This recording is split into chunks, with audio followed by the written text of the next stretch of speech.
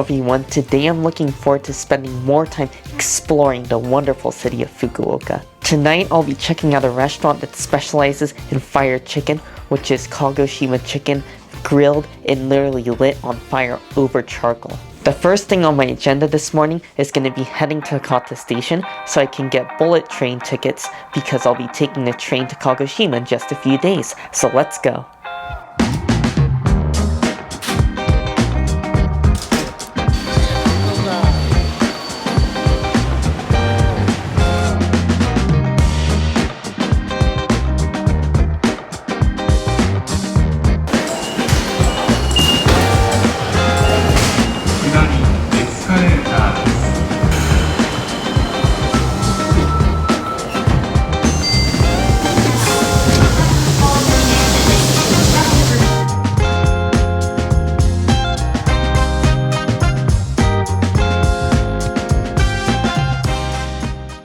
Now that I picked up my train tickets, I'm going to be heading to a famous ramen shop that has been in Fukuoka for many years.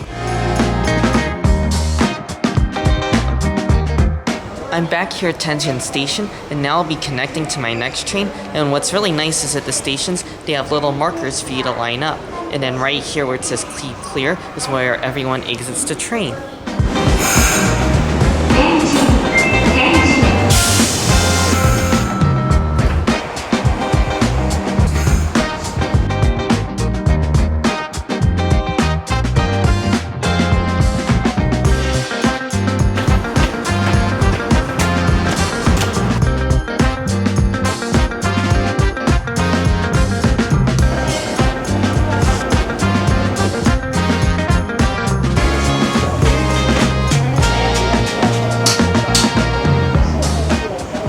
This just looks like one beautiful bowl of ramen, so let's give this a taste. Of course, the key is we gotta start off with the broth. This place definitely does the Hakata style pork tonkatsu ramen broth the best. It's so rich, you really taste all the flavors. I mean, the broth must have been cooking for hours, so you really get that deep bone broth flavor from all the rich pork, and it's really nice and oily and fatty on top as well. I want to go for a taste of the chashu pork as well. Oh, that is delicious. It's a really thin cut of chashu pork, which I really enjoy. I like how they don't give you too much pork on top, so it's nice and it really won't weigh you down, this bowl of ramen, because I really like how the meat is so soft and tender and really easy to chew. Now let's go for these thin Hakata style noodles, which are the star of the show. Oh, those noodles are perfect. As I could see earlier, he is literally hand making the noodles, so they're really soft and delicate. Definitely different than your very chewy ramen noodles. These are a lot softer and just more tender, so I feel like they really absorb the broth and the flavor even more than your typical ramen noodles. We also have a little bit of ground sesame on the counter, so I'm gonna go ahead and add this in as well.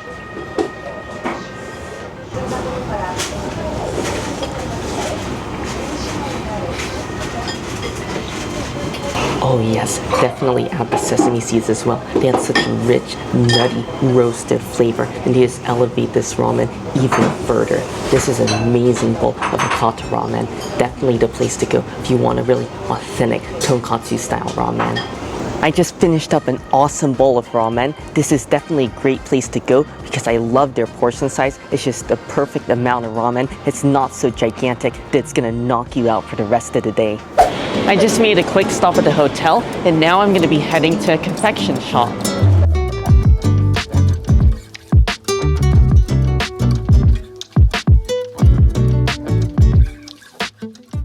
Here we are at Suzukake. I got here at 1:45 p.m. on a Saturday, and it was packed, so I had to wait over an hour.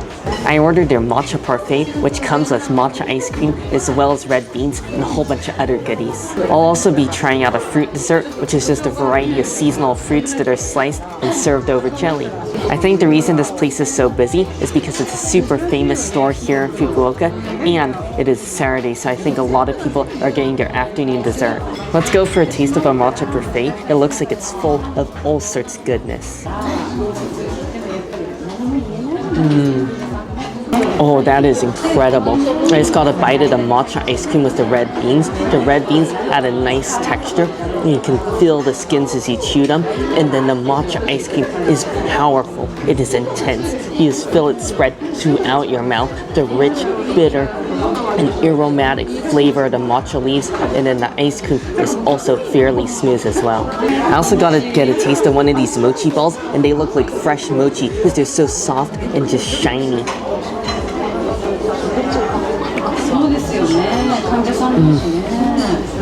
Oh, that is definitely homemade mochi. It's just irresistibly chewy and has a soft, doughy, and pillowy texture. It's really satisfying to eat with all the sugary ice cream and red beans, because it really does cut some of the sweetness since the mochi is not sweetened at all. There's also a variety of fruits and clear jelly on the bottom. Oh, that is a nice touch as well. There's a variety of fruits, everything from juicy kiwi to tart pineapple. And then that clear jelly, it's really just soft and delicate. Almost reminds me of a raindrop cake because it's made with agar jelly, so it's really light and it's not too firm either. This Matcha Parfait is simply fabulous. It definitely wasn't cheap since it was 1,100 yen, but I think it is totally worth it. You've got to try this if you're in Fukuoka. Now I'll be trying out this fruit dessert, which is a mixture of strawberries, kiwis, bananas, and all sorts of other fruits served over red beans and jelly. I just got the perfect bite. I got a little bit of kiwi, some red beans, and jelly. Oh, you just get a nice bit of tartness and zing from the kiwi, a little bit of crunch from the seeds in there as well. And then you get the soft gelatinous texture of that agar jelly. And then the red beans, it's really where you get the sweetness. It just brings a real nice gentle sweetness just to round all of this off. This fruit dessert is definitely going to be a must for a really hot day like today if you want something light that's not overly sweet and won't weigh you down the rest of the day. Now I'm taking a walk to Canal City, which is a huge shopping mall and one of the must-see attractions in Fukuoka. Before heading to Canal City, I decided to check out Kushida Shrine, which is right across the street.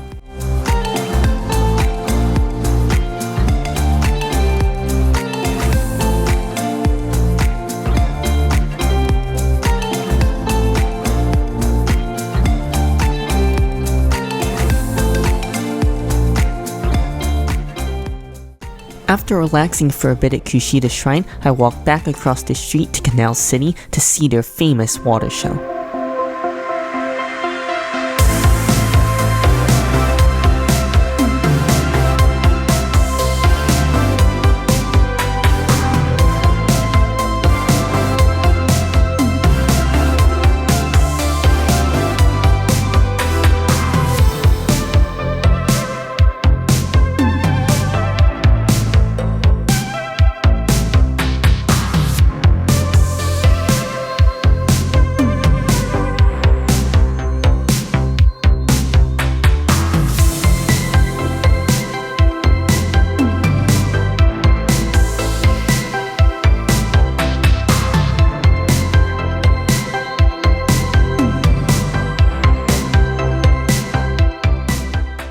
Now that I spent some time at Canal City, I'm going to be heading off to dinner to that fire chicken restaurant. And what makes this place really cool is the owner there runs the whole thing. He's the only employee, so he has to manage the entire store. So I'm pretty curious to see how that's going to be. So let's go.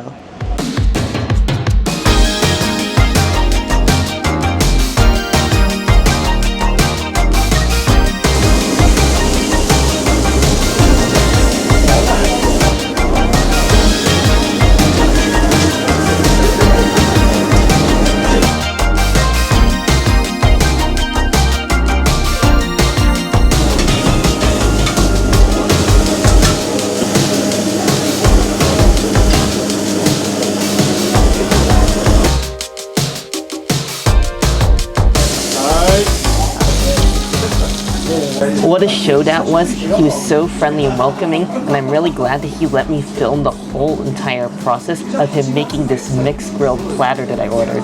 I'll be starting off with this thigh first.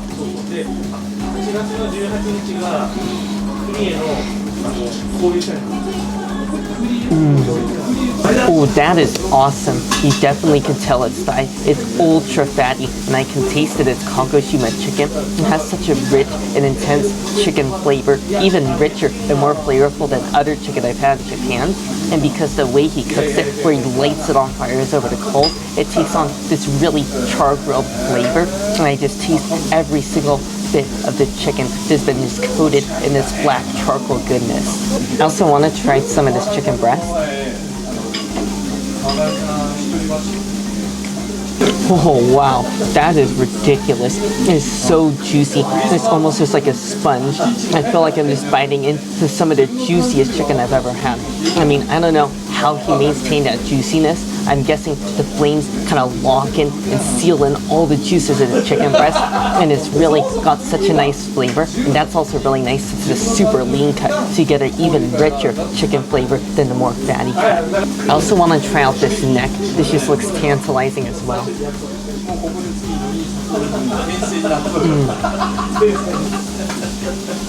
Ooh, the neck is awesome as well. I think that's my favorite cut. It's definitely the fattiest, the richest, the most indulgent. The second you bite into it, you just feel all the natural oils of chicken just coat your tongue and bring that delicious umami flavor. It's also really nice and savory. And again, I think the key is the charcoal. I mean, not only do you get a show, but this tastes incredible.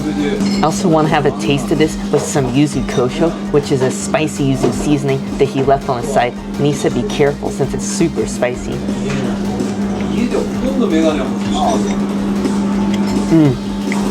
Oh, that is the perfect addition. It's actually not too spicy for me at all. This brings the extra salty, savory dimension. You just get the aroma of like a fresh tasting yuzu peel, which is just such a unique taste. I mean, paired with meat like this, it really cuts through some of the grease. And then I also love the flavor of the pepper, because it tastes nice and peppery and a little bit spicy.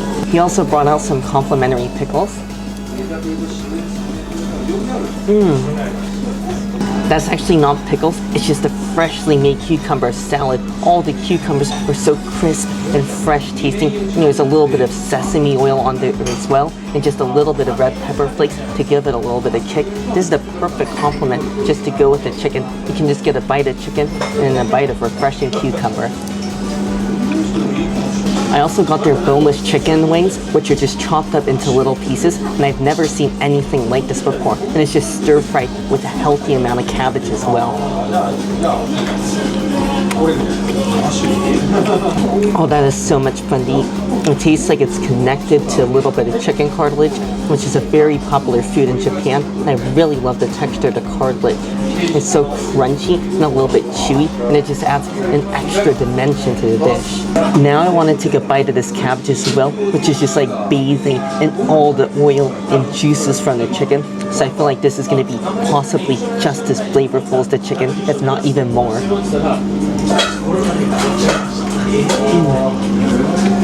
Wow, I think I like the cabbage possibly even more than the chicken wings in this. I know it sounds crazy, but it just has so much concentrated flavor, so I feel like it just absorbs all of the oils and grease and fat and all the goodness from the chicken. And there's also a healthy amount of garlic in this as well, which has a really nice kick. This is just like an awesome dish. I could eat a huge amount of this. I could just keep eating it because it's just so addicting. I have one final fire chicken dish to try, which is the fire chicken skin. This is just little strips of skin that have been, again, cooked in fire, and they also serve it with a little bit of mayo. That is such a fun texture. It's even more bouncy and chewy. It almost just tastes like the pure cartilage that was part of the chicken wing, but it has so much more fattiness to it as well, so it melts a little bit as you chew and just releases more and more chicken flavor. I also must have a taste of this with the mayo.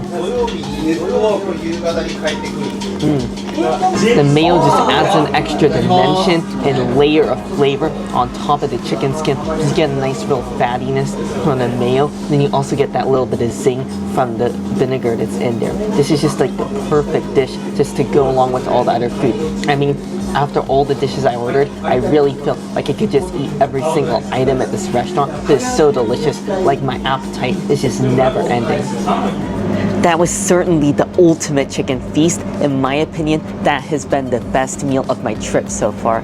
I really appreciated that the owner let me film inside the kitchen since no one else has ever let me do that before, and I also loved chatting with him. He was so friendly and welcoming the entire time, and he bid me goodbye at the front door of the restaurant. This is my top restaurant recommendation, Fukuoka. You're gonna love watching the fire chicken being prepared, the food, and the owner's warm hospitality. Now that I'm back from dinner, I think it's safe to say I had another successful day exploring Fukuoka. My highlight for sure was dinner with the fire chicken. That was just the ultimate invigorating dinner. Anyways, I really hope you all enjoyed the video. Make sure if you did, give a like, and also make sure to subscribe, and I'll see you in the next one.